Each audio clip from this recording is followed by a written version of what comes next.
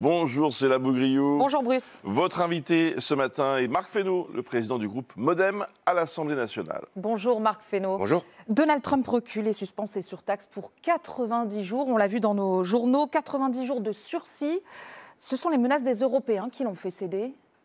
C'est les menaces de tout le monde et je crois que c'est peut-être le conseil avisé d'un certain nombre de membres de son entourage qui se sont rendus compte des conséquences de sa politique désastreuse.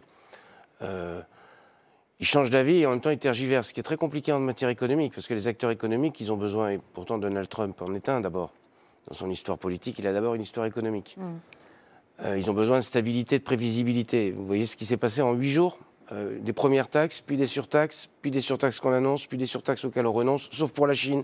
Comment voulez-vous qu'on construise une économie aussi interdépendante, en tout cas durablement, et qu'on la stabilise en termes de croissance, si vous avez un président des États-Unis, première puissance mondiale économique, qui se comporte ainsi, c'est très compliqué, reconnaissons-le. Avec lequel il va falloir continuer d'échanger. Oui, et sur lequel il va falloir continuer à faire pression. Oui. Vous parliez de la Chine à l'instant, la Chine qui a osé tenir tête à Donald Trump et qui prend en échange 125% en tout de tarifs douaniers.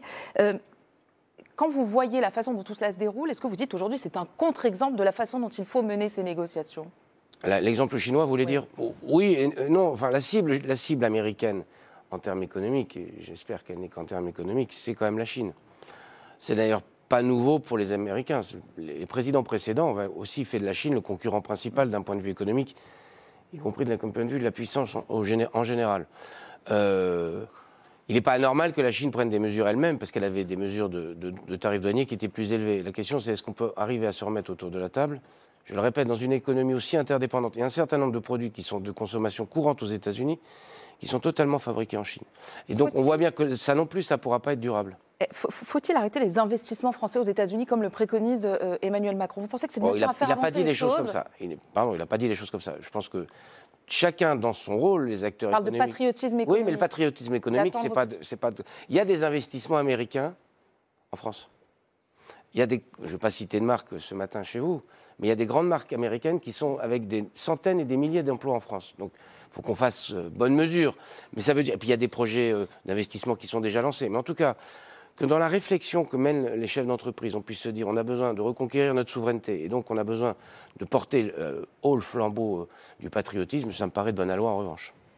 Sur l'accompagnement des filières, Marc Fesneau, 28 000 entreprises concernées en tout, 10 000 emplois menacés. Le quoi qu'il en coûte est terminé, a dit Éric Lombard sur notre antenne hier soir. Quoi qu'il arrive, vous dites aujourd'hui à ces entreprises, il va falloir vous débrouiller sans l'aide de l'État?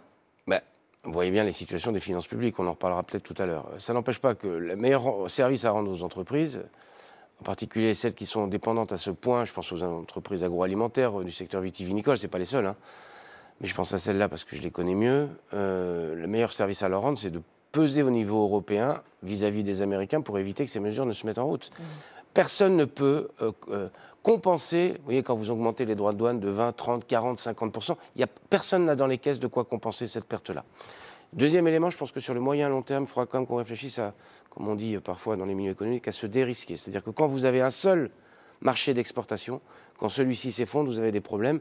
On voit bien que les acteurs économiques ne sont pas exposés de la même façon vis-à-vis des États-Unis quand ils sont diversifiés vers le Canada et vers d'autres pays. Et puis, pardon de rajouter une remarque, au moment où tout le monde critique le commerce international, c'est là qu'on voit que la France est en situation de dépendance positive, d'une certaine façon, au commerce international. C'est-à-dire que nous sommes exportateurs. Et donc tous ceux qui nous expliquent qu'on peut être autarcique, on voit les résultats de l'autarcie, c'est la politique de Trump et ça nous mène à la catastrophe. Vous parliez de la croissance à l'instant, une révision à la baisse, 0,7%. Le ministre de l'économie nous l'a appris hier. Avant la guerre tarifaire avec Donald Trump, l'INSEE tablait déjà sur 0,5, 0,6. Est-ce qu'aujourd'hui, il faut objectivement s'attendre à une réévaluation de cette croissance dans les mois à venir? Il y a eu parfois d'autres sujets sur lesquels on a pu se poser des questions d'évaluation. Globalement, les gouvernements successifs se sont assez peu trompés sur les prévisions de croissance, globalement. Sans hausse d'impôts, c'est réaliste? Alors, vous me parlez de la question de la création, je vous réponds après sur la question de hausse d'impôts. Et donc, il me semble qu'on a un élément là de réajustement, et s'il faut réajuster dans un sens ou dans un autre, parce que vous voyez bien, je ne sais pas ce qu'on se dirait demain matin. Parce que la nuit ne porte pas conseil aux États-Unis parfois, hein, pour dire les choses assez clairement. L'objectif, c'est pas d'avoir de hausse d'impôts. Moi, je pense qu'il faut réduire les dépenses. Il faut qu'on arrive le Premier ministre le dira certainement la semaine prochaine. Alors, pardon, à produire on a compris plus. que c'était pas l'objectif. On a compris. Non, mais je pense qu'il faut se tenir. Ça vous semble réaliste aujourd'hui? Nous sommes le pays d'Europe, pour ne pas dire du monde, parmi les plus taxés ou le plus taxé. Si à chaque fois qu'on a un problème de croissance et donc de recettes, on dit on augmente les recettes en augmentant les impôts, je pense que ce n'est pas une bonne solution. Ça peut arriver qu'on soit obligé de le faire, mais nous ne sommes pas dans la situation à le faire. Il me semble qu'on doit réduire les dépenses. C'est pas facile. Hein, et alors, où est-ce qu'on trouve l'argent? Où est-ce qu'on trouve l'argent? Il y a des mesures très concrètes qui ont été proposées, durcir les règles de l'assurance chômage, mettre les retraités à contribution. Tout cela, le MoDem est contre.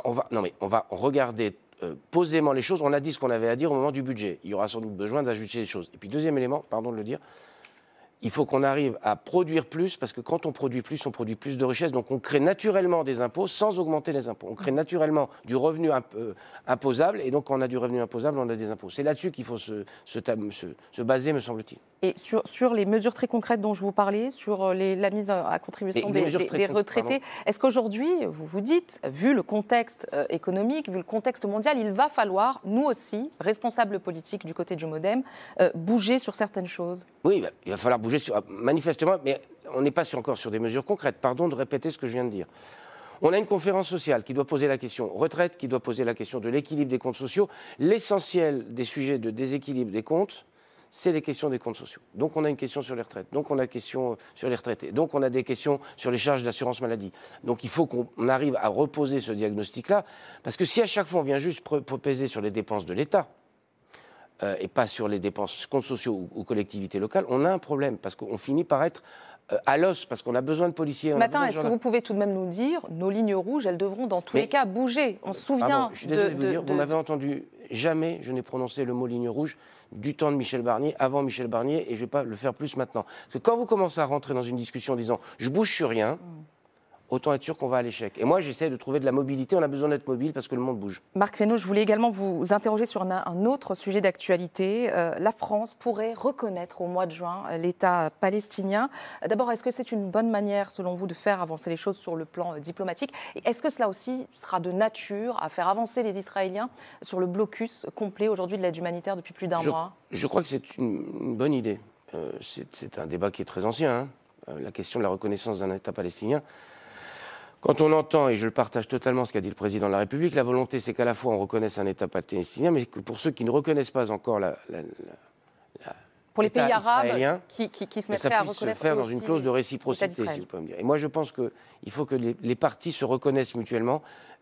Les Palestiniens ont le droit à un État, les Israéliens ont le droit à un État. Les deux ont le droit de vivre en sécurité dans un régime démocratique. Je parle en particulier, ce n'est pas des Israéliens, mais là pour le coup des Palestiniens. Et donc il me semble que si ça permet de poser ce sujet à deux États, parce que la question qui se pose aujourd'hui, c'est est-ce que M. Netanyahou ne veut pas complètement évacuer l'idée que les Palestiniens aient droit à un État, quitte à occuper l'ensemble du territoire. Et donc, il me semble que c'est bien de le faire comme ça, et c'est bien de le faire d'ailleurs, si j'ai bien compris, sous l'égide des pays arabes, avec la France et l'Arabie Saoudite, pour faire en sorte qu'on montre qu'il y a un pas qui est fait les uns vers les autres. Merci beaucoup, Marc Fesneau. Merci à vous.